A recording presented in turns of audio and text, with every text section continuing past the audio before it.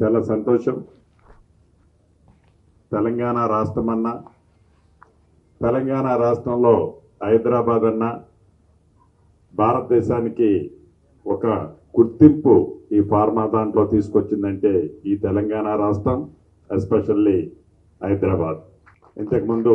మిత్రులు చెప్పినట్లు ఈ హైదరాబాద్కి ఆల్రెడీ ఒక ఇమేజీ బ్రాండ్ ఈ ఫార్మా దాని మీద, అది బల్క్ డ్రగ్స్ కానీ etcetera etcetera, even Covid vaccine దగ్గర నుంచి మొదలెడితే అన్నిట్లో కూడా హైదరాబాద్కి ఒక ఇమేజ్, ఒక బ్రాండ్ని గతంలో మనం క్రియేట్ చేసుకున్నాం. దాన్ని ఇప్పుడు అదే పరంపర కంటిన్యూ చేస్తున్నాం. దాంట్లో భాగంగా ఇందాక గోవిందరెడ్డి గారు చెప్పినట్లు అనేక కారణాల చేత గ్రామీణ ప్రాంతాల్లో, పట్టణ ప్రాంతాల్లో క్యాన్సర్ అనే వ్యాధి ఒక 10 మందిని మనం అబ్జర్వేషన్ చేసినట్లయితే అందుట్లో 5 కానీ 6 కేసులు కానీ క్యాన్సర్తో ఈనాడు క్యాన్సర్ బారిన పడి చాలా ఇబ్బందులు పడుతున్నది మనం ప్రత్యక్షంగా ఇక్కడ సభలో ఉన్న వాళ్ళందరం చూస్తున్నాం. దానికి సంబంధించిన మెడిసిన్, ఒక క్వాలిటీ మెడిసిన్ని FDA నామ్స్ ప్రకారం చేయాలనే ఒక సంకల్పంతో ముందుకొచ్చి ప్రత్యేకంగా నా జిల్లా వాస్తవ్యులైన మిత్రులు దీంట్లో ముందడుగున్నందుకు మనస్ఫూర్తిగా వారిని రాష్ట్ర ప్రభుత్వ పక్షాన, నా పక్షాన అభినందిస్తూ, ఏదైతే ఈ ఫార్మా కిందాక గోవిందరెడ్డి గారు అడిగిన కొన్ని సమస్యల్లో ఈ ల్యాండ్కు సంబంధించిన సమస్య ఏదైతే ఉందో ఇండస్ట్రీ పాలసీకి సంబంధించి చాలా గౌరవ ముఖ్యమంత్రి రేవంత్ రెడ్డి గారి నాయకత్వంలోని ఈ ప్రభుత్వం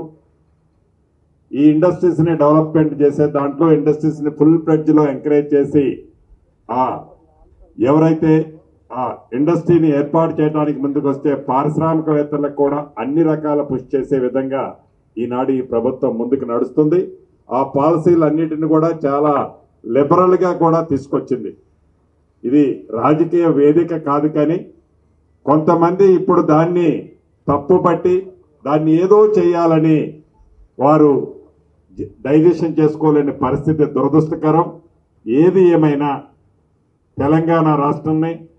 ఈ బల్క్ డ్రగ్స్ కానీ ఈ ఫార్మా ఇండస్ట్రీస్ని ఇప్పుడున్న దానికంటే మరింత ముందుకు తీసుకెళ్లే విషయంలో ఈ రాష్ట్ర ప్రభుత్వం పాజిటివ్గా ఉన్నది, భవిష్యత్తులో కూడా ఉండబోతుంది అని మనస్ఫూర్తిగా తెలియజేసుకుంటూ, సెకండ్ థింగ్, ఏదైతే క్యాన్సర్కి సంబంధించిన ఈ మెడిసిన్స్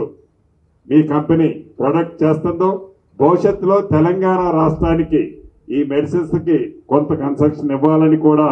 ఈ వేదిక ద్వారా మేనేజ్మెంట్ని తెలంగాణ రాష్ట్ర ప్రజల పక్షాన కోరుకుంటూ, వీరికి భగవంతుడు చల్లగా చూడాలని, ఇది ఈ రాష్ట్రంలోనే కాదు, ఈ దేశంలోనే కాదు, ప్రపంచంలో ఒక ల్యాండ్ మార్క్ గా మిగిలిపోయే విధంగా ఈ ఇండస్ట్రీ డెవలప్ కావాలని